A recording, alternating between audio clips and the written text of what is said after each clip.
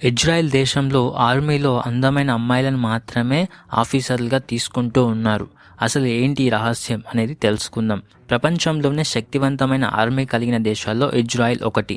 అత్యాధునిక ఆయుధ సాంకేతిక సంపత్తి ఇజ్రాయెల్ డిఫెన్స్ ఫోర్స్ సొంతం అని చెప్పుకోవచ్చు. ఇజ్రాయెల్ ఆర్మీలో పురుషులతో పాటు మహిళలు పెద్ద సంఖ్యలో కనిపిస్తూ ఉంటారు. వీరికి సంబంధించిన ఫోటోలు అయితే ప్రస్తుతం సోషల్ మీడియాలో చాలా వైరల్ అవుతూ ఉన్నాయి. అయితే ఇజ్రాయెల్ ఆర్మీలో కేవలం అందమైన అమ్మాయిలనే ఎంపిక చేస్తారనే ప్రచారం కూడా ఉంది.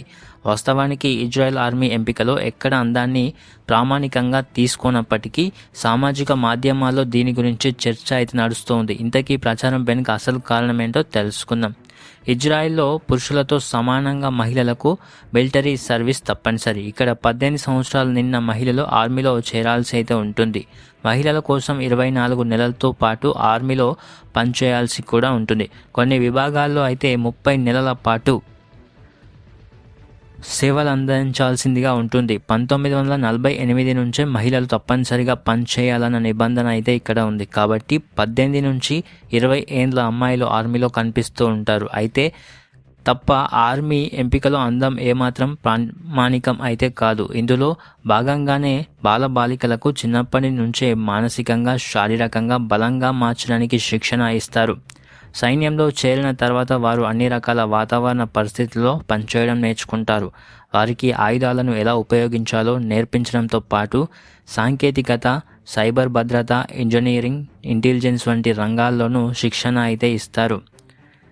సైన్యంలో చేరే సమయానికి మహిళల వయసు సుమారు 18 నుంచి 21 ఏళ్ల మధ్య ఉంటుంది. ఆ వయసులో వారు సహజంగానే అందంగా ఆకర్షణీయంగా ఉంటారు.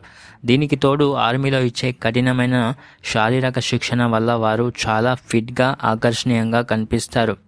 ఇజ్రాయెల్ సైనికులకు కొన్ని పరిమితులతో స్మార్ట్ ఫోన్లను వాడే అనుమతి కూడా ఉంటుంది. దీంతో చాలామంది మహిళా సైనికులు తమ యూనిఫామ్తో ఉన్న ఫోటోలను ఇన్స్టా, టిక్టాక్ వంటి ప్లాట్ఫామ్లలో పోస్ట్ చేస్తూ ఉంటారు. ఈ ఫోటోలు ఇంటర్నెట్లో వైరల్ అవ్వడం వల్ల ఇజ్రాయెల్ ఆర్మీలో అందమైన అమ్మాయిలను ఎంపిక చేస్తారనే భావన ప్రపంచవ్యాప్తంగా ఏర్పడింది. ఇజ్రాయెల్లో సైనికులు తమ సెలవు దినాల్లో లేదా డ్యూటీ తర్వాత ఇంటికి వెళ్ళేటప్పుడు కూడా తమ ఆయుధాలతో యూనిఫామ్తోనే ప్రయాణిస్తూ ఉంటారు.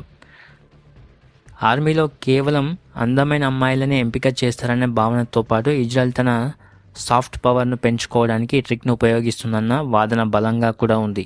ఆధునిక ప్రజాస్వామ్య భావాలు కలిగిన దేశంగా తమను తాము ప్రొజెక్ట్ చేసుకోవడానికి అందమైన మహిళల ఇమేజ్లను ఆ దేశం ఉపయోగిస్తుందన్న ప్రచారం ఉంది. దేశంలో మహిళలకు పూర్తి స్వేచ్ఛ ఉంటుందని చెప్పుకోవడానికి ఇజ్రాయెల్ ఈ విధంగా చేయిస్తుందని చెప్తూ ఉంటారు. దీనికి తోడు సోషల్ మీడియాలో ఇజ్రాయెల్ మహిళా సైనికులు పోస్ట్ చేసే గ్లామరస్ ఫోటోలు, వీడియోల ద్వారా యుద్ధం తాలూకు క్రూరత్వాన్ని కప్పిపుచ్చి ఆర్మీ అంటే కూల్ అనే భావన కల్పిస్తున్నారనే మరో విమర్శ కూడా ఉంది.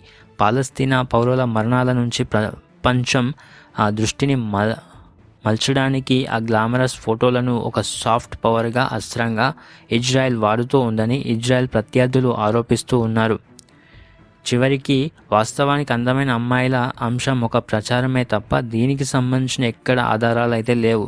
తొలినాళ్లలో ఆర్మీలో చేరిన మహిళలు కేవలం కొన్ని పనులకే పరిమితమయ్యేవారు. కాలక్రమంలో పురుషులతో సమానంగా యుద్ధ భూమిలో పోరాడుతూ ఉన్నారు.